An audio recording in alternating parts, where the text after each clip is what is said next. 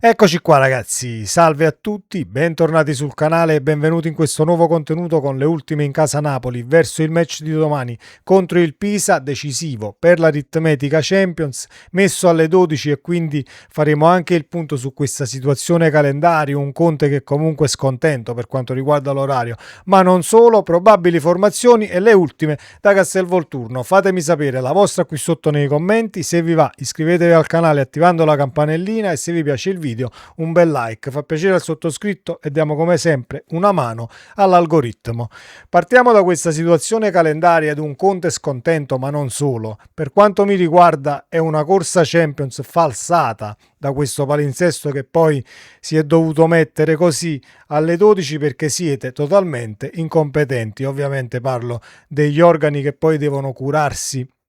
della situazione calendaria e chi lo deve fare, visto che in Premier sappiamo benissimo che il calendario con gli orari addirittura delle partite viene fatto prima che inizia il campionato, ovviamente tenendo conto delle sfide, gli scontri diretti, le competizioni europee, eventi extra calcio che potrebbero minare l'ordine pubblico. È tutto calcolato e si può anche fare a inizio campionato senza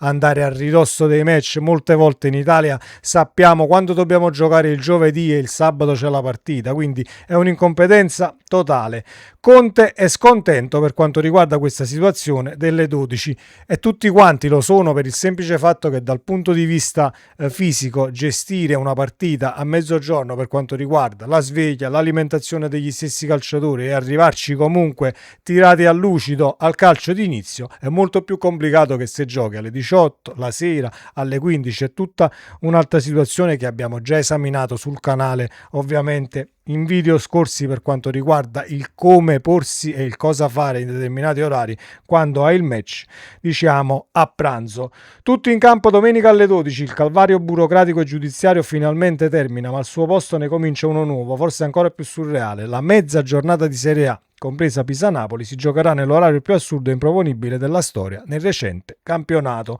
Una decisione che pesa sulle sorti economiche e sportive di almeno 5 società tra promozioni, retrocessioni e conti da far quadrare. Il muro contro muro tra Lega Serie A e Prefettura di Roma si è sgretolato verso le 20 di ieri. Dopo 20 ore di trattative frenetiche finite tutte in fumo, è intervenuto anche il TAR del Lazio che ha alzato bandiera bianca e ha rivolto un disperato appello all'Avvocatura dello Stato affinché facesse da arbitro nella contesa. Alla riunione erano presenti anche rappresentanti di Sport e Salute della FITP, Federazione Italiana Tennis e Padel, ma alla fine è uscita la decisione di giocare alle 12 di domani. A spuntarla sono stati Simonelli e De Siervo, presidente e amministratore delegato della Lega, che lasciano intendere come in questo paese l'ordine pubblico e i timori per la sicurezza finiscano in secondo piano. Un vero e proprio teatrino istituzionale, mai visto prima uno scontro di questo livello tra istituzioni, mai vista un'imbarazzante sensazione di improvvisazione e di chi brancolava, nel buio per giorni, incapace di prendere una decisione chiara e tempestiva. Come riferisce l'edizione della Gazzetta dello Sport, Conte è infuriato come tutti i suoi colleghi. Il tecnico del Napoli ora deve gestire una trasferta chiave che pensava si sarebbe giocata lunedì sera e quindi a questo orario strambo per tutti, perché non è una situazione avete danneggiato il Napoli, no, state danneggiando la corsa Champions e in palio ci sono milioni, milione più, milione meno. È una cosa tra virgolette falsata giocare alle 12, ovviamente tutta la tranche di partite con le squadre che sono in corsa per secondo, terzo e quarto posto in campionato, quindi non c'è sicuramente da meravigliarsi, che però dal punto di vista dei risultati che potremmo vedere uscire domani sicuramente ci sarà qualche sorpresa. Speriamo che non interessi poi il nostro di match. Ci spostiamo al settore ospiti chiuso. Ovviamente non bastavano le trasferte vietate per i residenti in Campania, non residenti in Campania, eccetera, eccetera, eccetera. Il settore ospiti ovviamente sarà occupato dalle scuole calcio locali e quindi non ci saranno i tifosi napoletani nel settore riservato ovviamente a chi va in trasferta a giocare a Pisa, e quindi ulteriore situazione che si poteva gestire in maniera diversa, cercando di accontentare anche tifosi del Napoli che sono in Toscana, in Emilia, in Lombardia, gente che comunque poteva andarsi a vedere la partita, avrebbe fatto sicuramente chilometri per vedere la propria squadra del cuore, ma non è possibile perché ovviamente l'Italia è un paese di burattini, per quanto mi riguarda. Concluse ovviamente le considerazioni, tra virgolette, polemiche, ci spostiamo sulla probabile formazione perché c'è chi le spara ovviamente a caso e chi invece, come Sky, fa il punto della situazione con una formazione che potrebbe anche essere quella. Chi le spara a caso ovviamente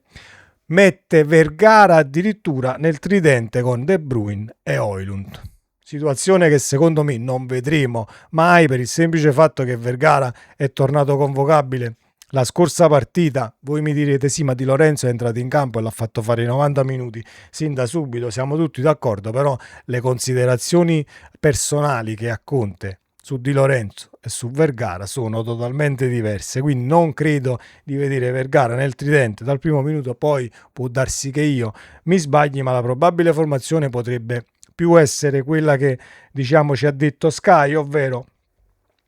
la probabile formazione di Conte proposta da Sky Sport per Pisa-Napoli, scelto Spinazzola al posto di Politano squalificato e unico assente quindi in trasferta, mentre in attacco il favorito sembra De Bruyne dal primo minuto, con Alisson e Højlund a completare il tridente, quindi Savic, Spinazzola, Savic, Di Lorenzo, Rachmani, Buongiorno, Spinazzola, Lobotka, McTominay, Gutierrez, De Bruyne, Alisson e Højlund. Questa dovrebbe essere la probabile formazione, ma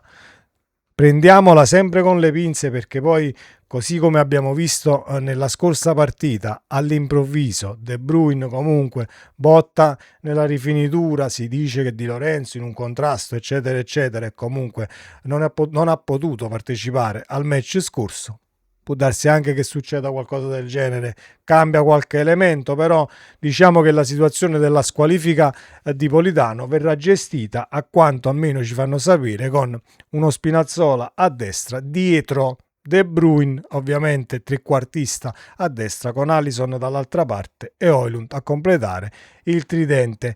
Non è che dovrebbe servire una rosa da 750 milioni per vincere la partita di domani contro il Pisa, che però presenta le incognite non del caso, ma le incognite di questa situazione. Giocare alle 12, le squadre che sono già retrocesse, vediamo anche le ultime partite che sta giocando il Verona, comunque diciamo senza nulla chiedere, da dover chiedere al campionato, fanno il match che devono fare e danno il tutto per tutto. Quindi troveremo sicuramente un Pisa che si giocherà il match alla grandissima dal punto di vista della foga e dell'intensità che andranno a mettere in campo, sempre nei limiti del match alle 12, perché non è una cosa che riguarda solo il Napoli. Se andiamo a prendere tutte le partite giocate alle 12 domani, ma si gioca normale alle 12:30 la partita a pranzo, se le andiamo a prendere tutte quante, diciamo che in percentuale possiamo trovare molte partite che non hanno un risultato falsato, ma un andazzo del match, perché si corre meno, i risultati magari escono al contrario di quelli che sono i pronostici talvolta, perché c'è qualche squadra che si adegua meglio, c'è qualche squadra che comunque soffre di più l'impegno a ora di pranzo. Ecco perché quando ci sono tanti milioni in ballo, perché sono tanti milioni, secondo non è la stessa cosa che arrivare quarto. Io continuo a ripeterlo, al di là del cosa insegniamo ai ragazzi, che sono totalmente d'accordo con le dichiarazioni di Baldini, che ha detto cosa insegniamo ai ragazzi se ovviamente il secondo è il primo dei perdenti. Diciamo che è una cosa diseducativa e sono assolutamente d'accordo, però dall'altra c'è anche il secondo posto, non è la stessa cosa del quarto, milioni alla mano, quindi bisogna domani sicuramente aritmeticamente conquistare questa Champions League per poi finalmente vedersi Conte, non Conte. Fabrizio Romano dice che Sarri può venire a Napoli, Sparnelli che comunque ha detto no, Conte si è già accordato, si vedranno ma solamente per decidere il che e come farlo, quindi ci sarà un terzo anno di Conte. Io per quanto riguarda questa decisione, e l'ho presa alla fine del video perché così ne parlo, ma non diciamo centro il video su questo argomento. Per quanto mi riguarda, sono più verso le parole di Sparnelli, per il semplice fatto che quando Conte firmò per il Napoli, Sparnelli fu uno dei primi a dire: Conte sarà l'allenatore del Napoli, lo sottoscrivo e lo dico per certo. E poi giorni dopo comunque diciamo che riportammo l'ufficialità dell'allenatore sulla panchina del Napoli. Ecco perché devo per forza andare dal punto di vista del credere qualcuno verso Sparnelli, perché poi diciamo che nelle situazioni di calciomercato molte volte quando azzecchi diciamo sullo stesso uomo una prima previsione, talvolta anche quelle che arrivano dopo sono sempre azzeccate, perché vuol dire che comunque nell'ambiente hai qualcosa o qualcuno di più vicino ovviamente al mister, che sia Conte. Poi nel caso ci sarà un altro giornalista al limite, che ne so, Mourinho sul mercato, Mourinho per dire, per assurdo, Mourinho alla Lazio, ecco, allora troverai quel giornalista che comunque è più vicino all'ambiente murignano tra amicizie e quant'altro, e ti potrà dire sicuramente qualcosa di più preciso. Ecco perché tendo verso Sparnelli, e magari il Napoli sicuramente sedendosi e mettendo i puntini sulle i, e tutti quanti i puntini sulle i, potrebbe andare avanti con mister Antonio Conte. Io sono d'accordo? Non tanto per il semplice fatto che comunque diciamo, avendo studiato, andando dietro nella carriera del nostro mister, non sono mancate situazioni dove poi continui diciamo in una società e arriva quell'anno dove a novembre al limite ti va qualcosa male, non ti conviene, il mercato, e non il mercato perché l'abbiamo visto poi in questi 2 anni, del mercato Conte si lamenterà sempre, però abbiamo già visto lasciare la barca a stagione in corso, e il Napoli economicamente non se lo può permettere di esonerare un allenatore a novembre prossimo, a dicembre, che siano meglio diciamo cancellare il matrimonio con l'allenatore per prenderne un altro, perché poi ti troveresti nella condizione: la rosa a questo piace, a quell'altro no, i paletti, il mercato, calciatori che hai comprato, ti ritroveresti comunque a dover ricominciare. E dal punto di vista economico dobbiamo andarci con i piedi di piombo, perché non possiamo diciamo fare gli stessi errori dell'ultima sessione. Sempre Forza Napoli, ci vediamo nel prossimo contenuto e ovviamente domani 3 punti e basta. Ciao.